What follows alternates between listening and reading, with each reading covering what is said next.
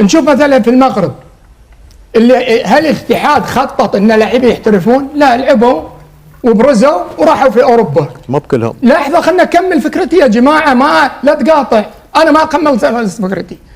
اللاعب هذا اللي راح في المغرب 10 وفي الجزائر 10 احنا في السعوديه اللاعب ما يروح. مثلا اعطيكم مثال، ترى في الخليج لو احنا تصور اليوم وصلنا الان 5 أو 10 لاعبين محترفين، اكيد بيكون ادائهم عالي، طموحهم عالي ويحققون بطولات. اللاعب اللي صنع الان انجازات للمغرب اللاعبين كلهم حتى البطوله الافريقيه هل يلعبون في الدوري المحلي؟ واللاعبين اللي جاوا يلعبون في المحلي مثل لاعبين الاردن هو يبي يحترف. الفرق انه في الخليج عندنا في قطر او في السعوديه او في الامارات ما يطلع لانه ياخذ مبالغ كثيره، فيبقى نفس رتمه نفس اداءه. ونروح نلوم مثلا الاتحادات لهم، لا، اللي يصنع كل الانجازات هم اللاعبين.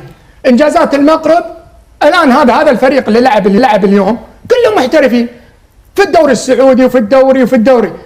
لكن عندنا مع الاسف نرجع نقول الاتحادات، الاتحاد مهما خطط اذا اللاعب ما يروح يحترف برا عشان يعمل فوارق ما راح ينجح. بنقعد نفس على نفس من مصر.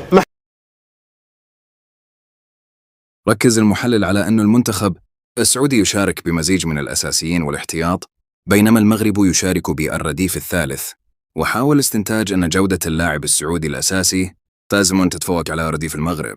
التحليل النقدي: هنا سقط المحلل في فخ الأسماء وتجاهل المنظومة.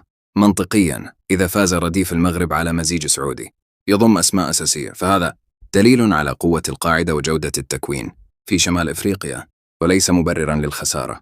الادعاء بأن النتيجة محسومة لو لعب الفريقان بكامل نجومهما هو افتراض غير قابل للإثبات hypothetical fallacy.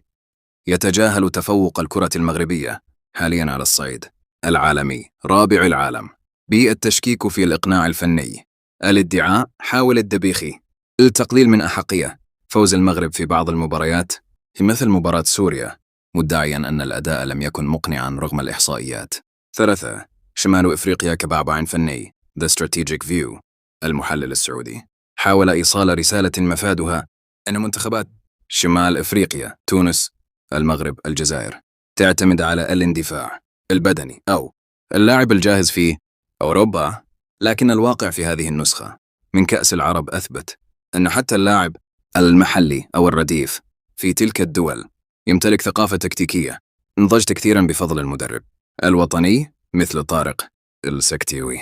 أرى أن المداخلة اتسمت به العاطفة القومية الرياضية، تقديم تبريرات للهزيمة مثل غياب رينارد أو المشاركة بالاحتياط بدلاً من الاعتراف بفجوة التطور الفني. التناقض: مدح قوة الدوري السعودي RSL وفي نفس الوقت تبرير خسارة لاعبيه أمام لاعبين ينشطون في دوريات مغاربية محلية. ملاحظة مهمة: الكرة في شمال إفريقيا حالياً تمر بمرحلة استقرار الهوية الكروية، بينما الكرة السعودية تمر بمرحلة تحول كبرى قد لا تظهر نتائجها المباشرة على المنتخب في بطولة إقليمية قصيرة.